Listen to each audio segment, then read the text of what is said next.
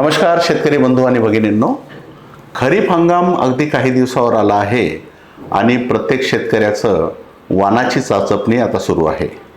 उत्पादन वाढीसाठी ज्या महत्त्वाच्या गोष्टी असतात त्यातली एक महत्त्वाची गोष्ट म्हणजे वानाची निवड। जर वानाची निवड योग्य असेल, चांगली असेल तर निश्चित उत्पादन वाढायला आपल्याला मदत होते।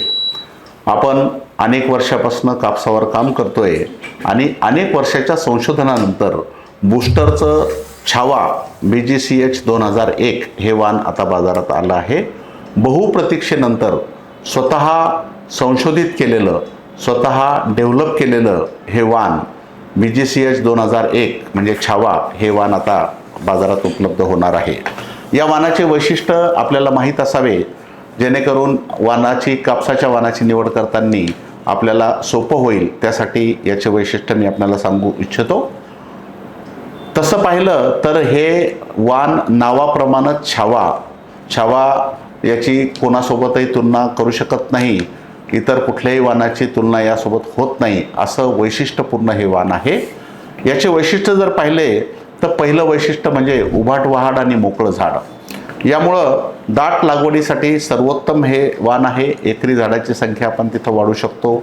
दादालाड पद्धत किंवा अतिघन लागवड पद्धत किंवा विषमांतर पद्धतीमध्ये लागवडीसाठी हे अत्यंत उपयुक्त वाण आहे, ज्याच्यामध्ये झाडाची संख्या वाढल्यामुळं, एकरी झाडाची संख्या वाढल्यामुळं एकरी उत्पादन वाढायला आपल्याला निश्चित मदत होईल। त्यामुळं उभाट वहाड आणि मोकळं झाड असल्यामुळं झाडाची संख्या वाढते व एकरी उत्पादन वाढायला मदत होते। दुसरा मुद्दा म्हणजे रस शोषक किडीसाठी हे वाण अत्यंत सहनशील आहे।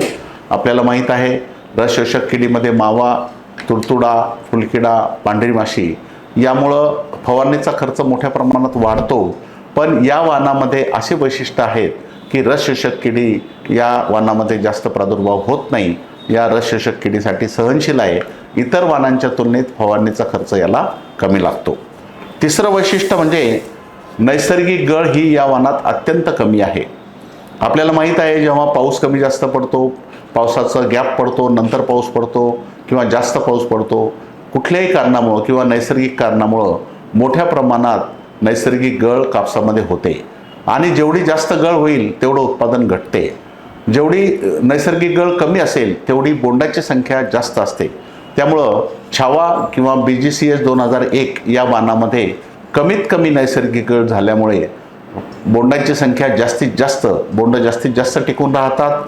प्रति फांदी जास्त बोंडाची संख्या व प्रति झाड जास्त बोंडाची संख्या असल्यामुळं उत्पादन क्षमता याची जास्त बोंडाची संख्या असल्यामुळं नक्कीच इतर वाणांच्या तुलनेत जास्त आहे। त्यानंतरचं वैशिष्ट्य म्हणजे मोठं 5 पाकळ्याचं आणि वजनदार बोंड। या वाणाला मोठे बोंड लागतात। जास्तीत जास्त बोंड हे 5 पाकळ्याचे आणि वजनदार बोंड असतात। त्यामुळं प्रति बोंड हे वजन जास्त असल्यामुळं, प्रति झाड बोंडाची संख्या जास्त असल्यामुळं उत्पादनात हे सर्वोत्तम वाण ठरायला हरकत नाही। 5 पाकळ्याचं, वजनदार आणि मोठं बोंड असल्यामुळं उत्पादन क्षमता याची अधिक आहे। त्यानंतरचं वैशिष्ट्य म्हणजे याचा कालावधी हा मध्यम आहे।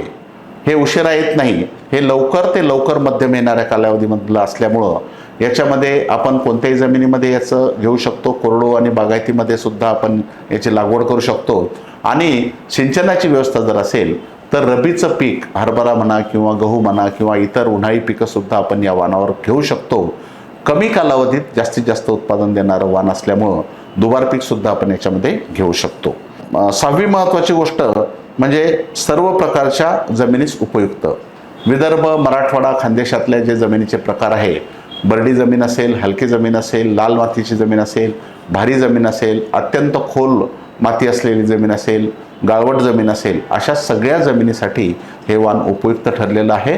त्यामुळं मी शेतकरी बंधूंना विनंती करेन की यावर्षी आपल्याला बूस्टर छावा 2001 हे जर वाण मिळालं तर निश्चित आपण इतर वाणांच्या सोबत याची लागवड करावी, जेणेकरून आपल्याला याचे वैशिष्ट्य आणि याचे उत्पादन क्षमता समजेल आणि पुढे आपण मोठा निर्णय त्यासाठी घेऊ शकता। तर मी सर्वांना विनंती करेन की आपल्याला जर मिळालं तर नक्कीच बूस्टरचं छावा हे वाण लावा आणि समृद्ध व्हा। धन्यवाद।